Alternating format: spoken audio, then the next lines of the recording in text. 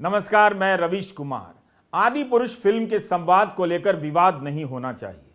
मनोज के संवाद का मजाक नहीं उड़ाया जाना चाहिए कि उन्होंने रामायण की प्रचलित भाषा शैली का मजाक उड़ाया है।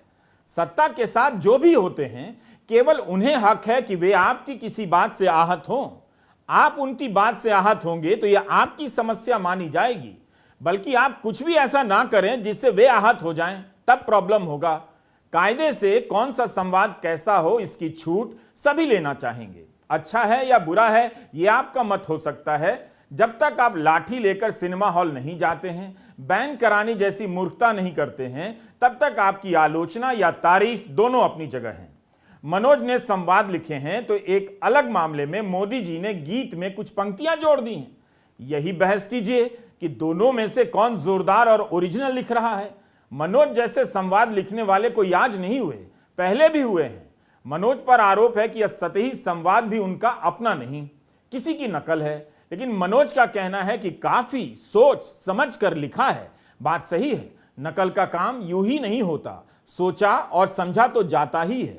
मनोज ने भी कहा है कि बड़े बड़े संत इस भाषा का इस्तेमाल करते रहे हैं।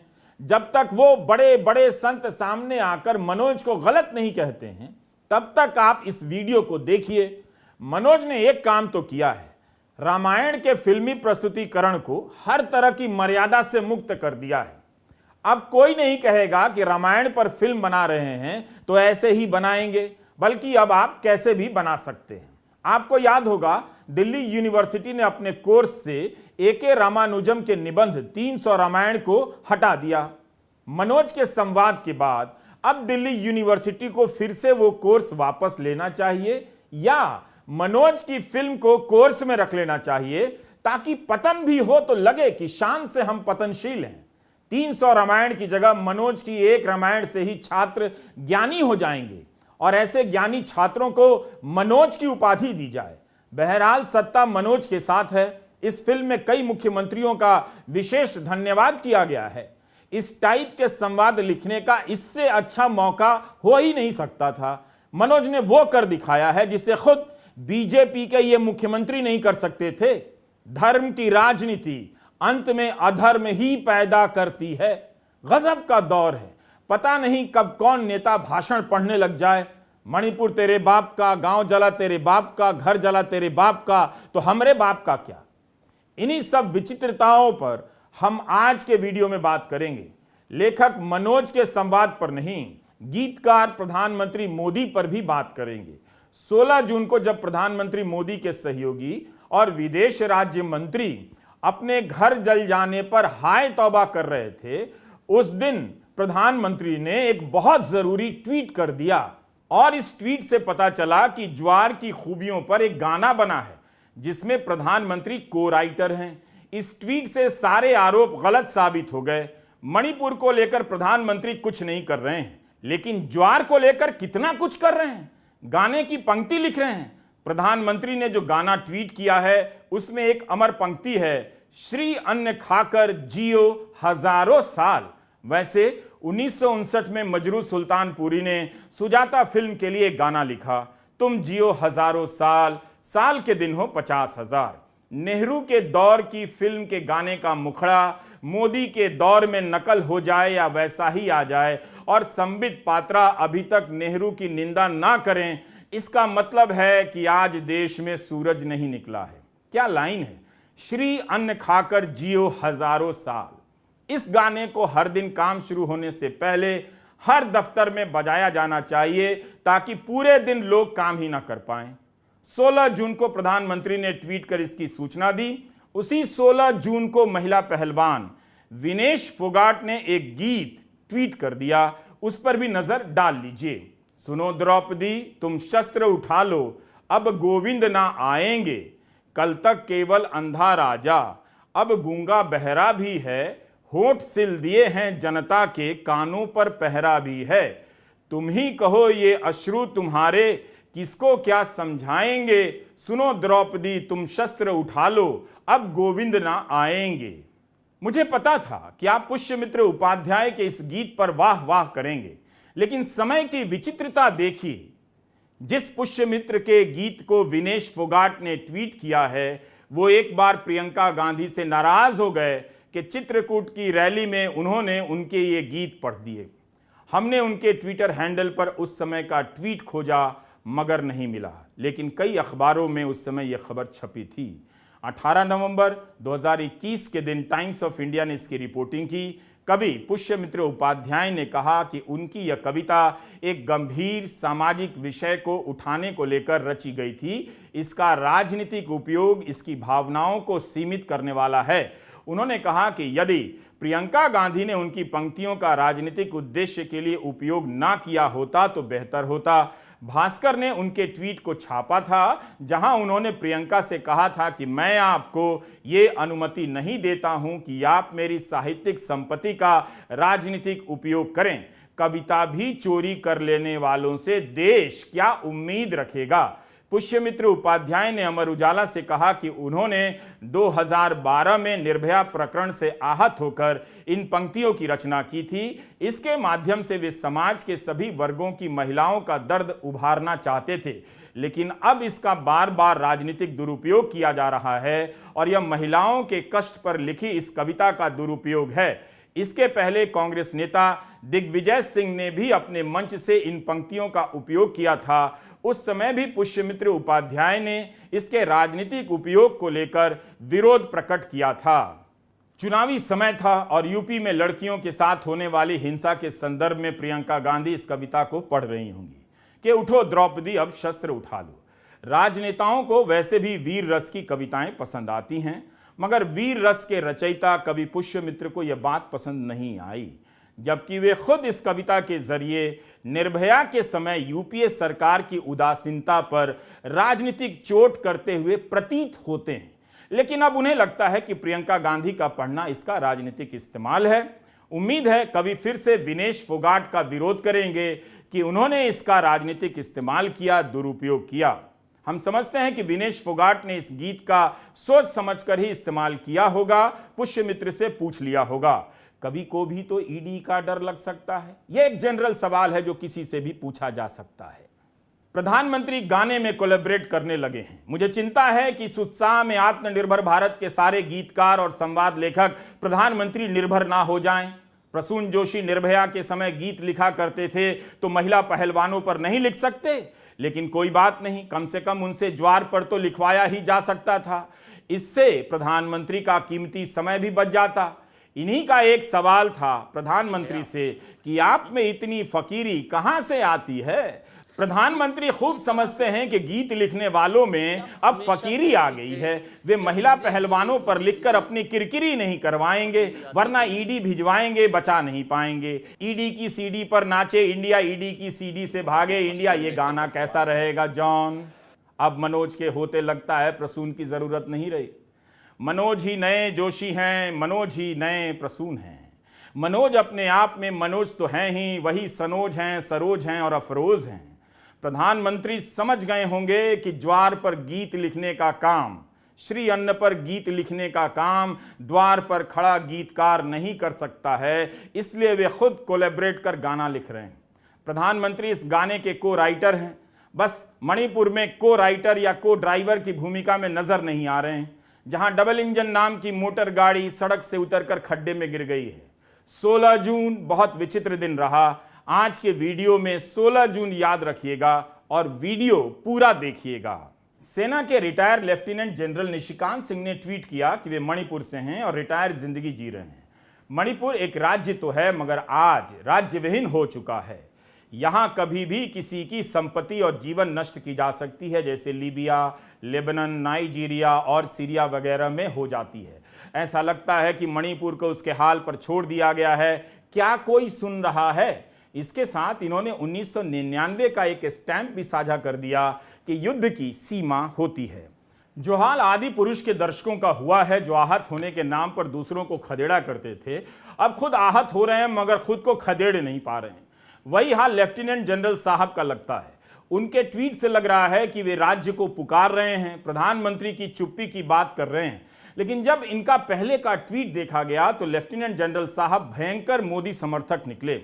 हर बात में मोदी है तो मुमकिन है कहने वाले सेना के रिटायर्ड लेफ्टिनेंट जनरल को लगता है कि मणिपुर सीरिया हो गया है। इससे तो लाख गुना बेटर पोजीशन में आदि पुरुष के मनोज हैं। Retired lieutenant general Nishikant Singh के पुराने ट्वीट से जो मोदी संगीत निकल रहा है वो मोदी के लिखे गीत और मनोज के संवाद से कहीं ज्यादा प्रभावशाली है। लेफ्टिनेंट जनरल निशिकांत सिंह पिछले साल 29 जुलाई को प्रधानमंत्री की पेंटिंग ट्वीट करते हुए लिखते हैं कि मोदी है तो मुमकिन है, #ग्रोथ विथ गिफ्ट। यह भी पिछले साल का ही है, 10 अक्टूबर 2022 का। लिखते हैं मोदी पर है विश्वास, कर रहे हैं देश का विकास। 29 जुलाई 2022 को ट्वीट करते हैं मोदी नंबर 1, #विकसित सौराष्ट्र। एक और है गुजरात रिजेक्ट्स गप्पी और पप्पू, मोदी नंबर 1। मोदी दुनिया के बड़े नेताओं की सूची में टॉप। पिछले साल 16 मई को लेफ्टिनेंट जनरल राज्यसभा सांसद जवाहर सरकार के एक ट्वीट पर उनसे भिड़ गए थे। रिटायर्ड लेफ्टिनेंट जनरल साहब का ट्वीट देखकर हाउसिंग सोसाइटी के रिटायर्ड अंकिलों की याद आ गई। अंकिलों की, जिनकी दुनिया में मोदी ही सब कुछ हैं, मोदी के बाद कुछ नहीं। लेकिन मोदी मोदी का नारा लगाने वाले लेफ्टिनेंट जनरल साहब को मोदी मोदी पुकारना पड़ रहा है। मोदी की सरकार वाले देश के एक राज्य की तुलना वे नाइजीरिया और सीरिया से करने लग गए हैं। यह वाकई दुखद है। मोदी के एक भक्त अफसर का इस तरह के संगीन आरोप लगाना दुर्भाग्यपूर्ण है। अभी अभी 7 जून को उन्होंने ही ट्वीट किया, इस 7 जून को, हिंसा के 1 महीने बाद, कि हमारे माननीय प्रधानमंत्री अमेरिकी कांग्रेस में दूसरी बार हिस्सा लेने वाले पहले प्रधानमंत्री होंगे, हमें गर्व है।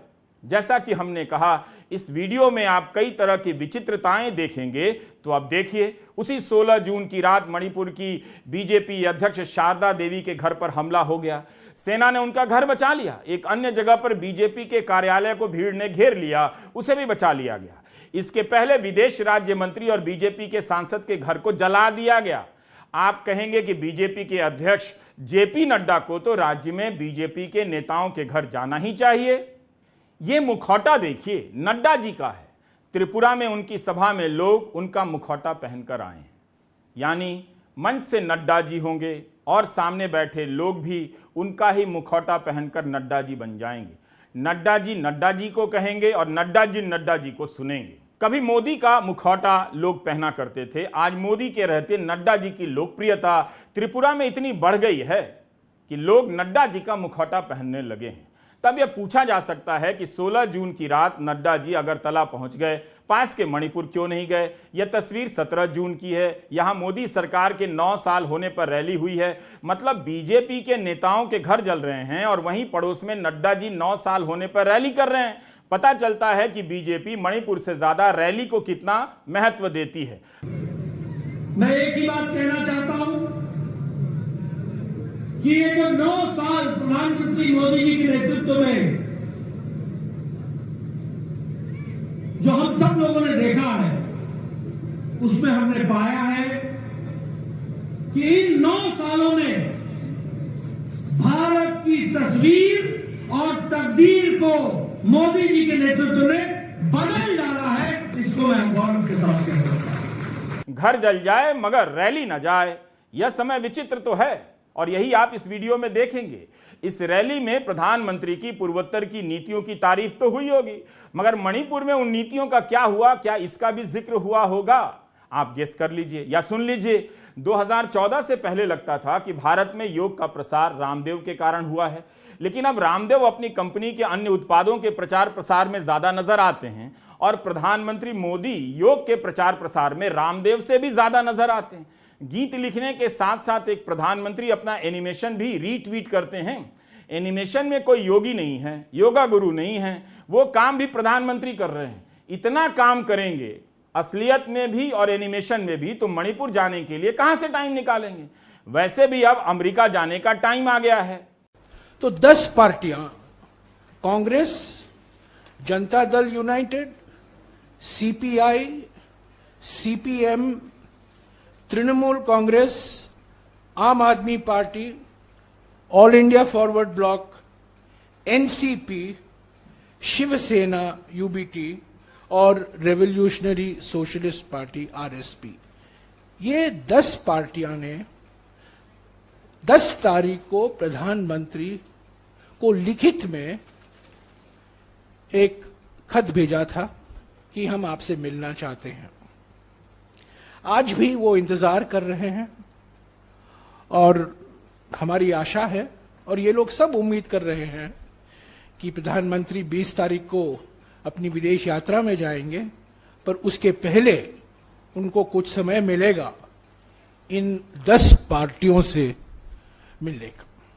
ये यहाँ 2-4 दिन से रुके हुए हैं और 20 तारीख तक यहीं रहेंगे। मैं नहीं जानता कि आप दर्शकों के मन में योग के इस सरकारी प्रचार वीडियो में प्रधानमंत्री को एनिमेशन रूप में देखकर क्या क्या बातें उठ रही हैं, लेकिन निश्चित रूप से इसके जरिए प्रधानमंत्री ने खुद को एक नए कैरेक्टर में ढाल तो दिया है। यह एनिमेशन बाल नरेंद्र नामक उस पुस्तिका के उस प्रसंग का विस्तार है जिसमें बालक नरेंद्र मगरमच्छ के बच्चे उठाकर घर ले आए। क्या इस वीडियो में उनका ही एनिमेशन होना जरूरी था? क्या एनिमेशन इसलिए चुना गया कि योग के प्रचारक खुद तो मुश्किल आसन नहीं कर पाते हैं, उनके कई आसनों को लेकर अतीत में सवाल उठे हैं, तो इसका समाधान इस एनिमेशन से निकाला गया होगा। अब आप प्रधानमंत्री के एनिमेशन को योग करते हुए देखेंगे तो यही लगेगा कि सारे आसन वे कितनी सहजता से कर ले जा रहे हैं। योग का सरकारी चेहरा भी योग का कोई गुरु नहीं, प्रधानमंत्री ही हैं। अगर योग करते हुए प्रधानमंत्री का एनिमेशन बन सकता है तो मणिपुर को लेकर ही इस तरह का वीडियो बन जाए जिसमें देश देखता रहे कि प्रधानमंत्री का एनिमेशन मणिपुर का दौरा कर रहा है, शांति की अपील कर रहा है और शांति कायम हो गई है। असली प्रधानमंत्री अमेरिका में और एनिमेशन वाले प्रधानमंत्री मणिपुर में। वैसे इस एनिमेशन में आप प्रधानमंत्री के फिटनेस पर गौर कीजिए। उम्र में वे राहुल गांधी से काफी बड़े हैं, मगर एनिमेशन में वे राहुल गांधी की तरफ फिट नजर आ रहे हैं। राहुल की फिटनेस उन्होंने हर ली है। आप इसके जरिए चिर युवा प्रधानमंत्री का सुख प्राप्त कर सकते हैं। योग भी कर लीजिएगा। वैसे ये सारे वीडियो आपकी सेहत के लिए हैं और बहुत काम के हैं। इस एनिमेशन का एक फायदा है, आए दिन कांग्रेस उन्हें चैलेंज कर देती है कि अगर आप इतना योग करते हैं तो शीर्षासन करके दिखा दीजिए, और सबूत के तौर पर कांग्रेस के नेता ये तस्वीर ट्वीट कर देते हैं कि देखिए नेहरू कितने फिट हैं, शीर्षासन कर रहे हैं, आप करके दिखा दीजिए। यह मुश्किल आसन तो है, लेकिन नेहरू से एक गलती तो हुई है, उन्होंने अपना एनिमेशन नहीं बनवाया और संयुक्त राष्ट्र में योग का प्रदर्शन नहीं किया जो प्रधानमंत्री मोदी करने जा रहे हैं। एनिमेशन की 70 साल से उपेक्षा हुई है। एनिमेशन ना बनवाने के कारण नेहरू की निंदा होनी ही चाहिए, लेकिन उसकी भी निंदा होनी चाहिए जिसने नेहरू के दौर में एनिमेशन की आज की जैसी टेक्निक का विकास नहीं किया। इस तरह आप इस वीडियो में 2 प्रधानमंत्री देखते हैं, एक असली प्रधानमंत्री और एक एनिमेटेड प्रधानमंत्री। अब चूंकि सभी को यह बात मालूम है कि प्रधानमंत्री योग का प्रचार प्रसार करते हैं, जाहिर सी बात है विपक्ष भी अपने आरोपों में उनकी चुप्पी को मौन आसन का नाम देगा। यही नहीं, टेलीग्राफ अखबार का यह पहला पन्ना देखिए जो 17 जून का है। लिखा है मौनपुर आसन, मणिपुर का नाम मौनपुर है, और इसके जरिए प्रधानमंत्री की चुप्पी पर तंज किया गया है कि मणिपुर पर प्रधानमंत्री कब बोलेंगे। बिल्कुल योग करना चाहिए, इसकी अपनी बहुत सारी खूबियां हैं। यहां बात इसलिए हो रही है कि राजनीतिक समस्याओं को छोड़कर अगर आप योग, गेहूं, ज्वार के खुद ही प्रचारक बन जाएंगे तो बाकी समस्याओं का क्या होगा। जनता को मोदी मोदी करने दीजिए। आप खुद ही हर चीज में मोदी मोदी करने लग जाएंगे तो जनता क्या करेगी। एक प्रधानमंत्री के रूप में आप योग का प्रचार बिल्कुल कर सकते हैं, लेकिन इसके लिए तो इस देश में एक से एक योगी भरे पड़े हैं। उन्हें यह जिम्मा सौंपकर आप दूसरी बुनियादी समस्याओं का समाधान कर सकते थे। मणिपुर से विपक्षी दल के नेता मिलने का समय मांग रहे हैं, उन्हें समय दे सकते थे, मगर यह समय ही विचित्र है और इसी पर आज का वीडियो है। कौन आदि पुरुष है, कौन महापुरुष है, इसमें लोग भिड़े हुए हैं। योग का महत्व इसलिए नहीं बढ़ जाता है कि इसका प्रदर्शन आप संयुक्त राष्ट्र में करें या एवरेस्ट पर जाकर करें। योग का महत्व योग के कारण है। इसे आप अपने घर में करते रहें और इसकी आदत डाल लें तो फिर संयुक्त राष्ट्र में करने की कोई जरूरत नहीं।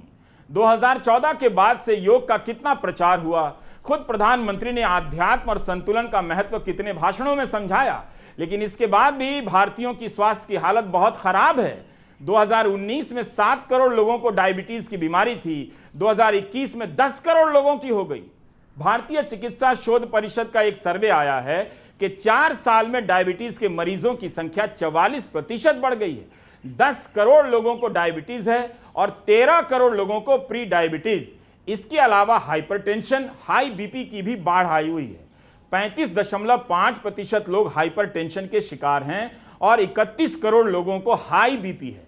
इस खबर को पढ़ते ही लगने लगा कि हम एक बीमार देश के नागरिक हैं। अगर योग से ये बीमारियां संभल जाती तो प्रधानमंत्री को योग का प्रचार प्रसार पहले भारत के भीतर करना चाहिए, यूरोप और अमेरिका की चिंता बाद में करनी चाहिए। लेकिन भारत के लिए एनिमेशन वाला योगी छोड़कर खुद संयुक्त राष्ट्र के लिए रवाना होने जा रहे हैं। बहुत शानदार बात है। योग हर बीमारी के लिए जिम्मेदार नहीं है, लेकिन जो कारण जिम्मेदार हैं उन पर तो बात कीजिए।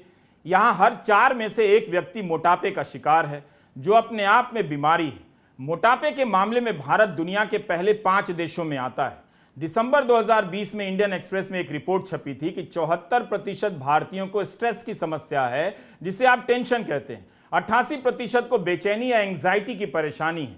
भारत दुनिया को योग बेच रहा है और खुद बीमार पड़ा हुआ है। मैं आपको डराना नहीं चाहता, लेकिन सरकार ने राज्यसभा में कहा है कि भारत में जो मौतें होती हैं उनमें से 28% मौतें हार्ट अटैक से होती हैं। 2016 में मरने वाले 100 लोगों में से 28 लोगों की मौत हार्ट अटैक से हुई थी। 1990 में यह संख्या 15% थी, यानी हार्ट अटैक का भी प्रकोप बढ़ता जा रहा है। योग जीवन शैली को नियंत्रित कर सकता है, मगर आपकी जीवन शैली तो कोई और बदतर बना रहा है। आपके जीवन पर कंपनी के बॉस, कंपनी की कम सैलरी, कंपनी का ज्यादा काम, इन सब का नियंत्रण है। ट्रैफिक का तनाव है और महंगाई की मार है। इतने लोग गुटखा ठूसे हुए रहते हैं कि थूकने के लिए धरती कम पड़ जाए। आप काम करने की जगहों पर जाकर देखिए तो लोग किस अंधेरे कमरे में बैठकर काम कर रहे हैं। योग के नाम पर योग का प्रचार जरूर कीजिए, लेकिन इसके नाम पर दुनिया को और खुद को बेवकूफ मत बनाइए। कभी नहीं सोचा तो अब सोचिए कि इस देश में 80 करोड़ लोग अनाज नहीं खरीद पाते। अगर मुफ्त अनाज नहीं मिलता तो उन लोगों का क्या होता? आप ही बताइए। इस वक्त हमारी प्राथमिकता क्या होनी चाहिए? प्रधानमंत्री को कौन सा काम करना चाहिए और रामदेव को कौन सा काम? अगर प्रधानमंत्री रामदेव का काम कर रहे हैं तो रामदेव को भी प्रधानमंत्री का काम करने दीजिए। मेरा बस यही कहना है कि योग दिवस के दिन यह भी याद रखिए कि भारत एक बीमार देश है। यहां इलाज कराने में लोगों के घर बिक जाते हैं। भारत के आधे मरीज इलाज का खर्चा अपनी जेब से दे रहे हैं, यानी बीमा के कवर के बाद भी लोग बर्बाद हो रहे हैं। इसलिए हमने कहा कि यह समय विचित्र है। असली प्रधानमंत्री से पूछिए आप कहां हैं, तो वे अपना एनिमेशन वाला प्रधानमंत्री रीट्वीट कर देते हैं, योग कीजिए हम यहां हैं। लोग मनोज की आलोचना कर रहे हैं, लेकिन अब मोदी नहीं, मनोज ही इस देश को बचा सकता है। देश को घटिया संवाद की बहुत जरूरत है।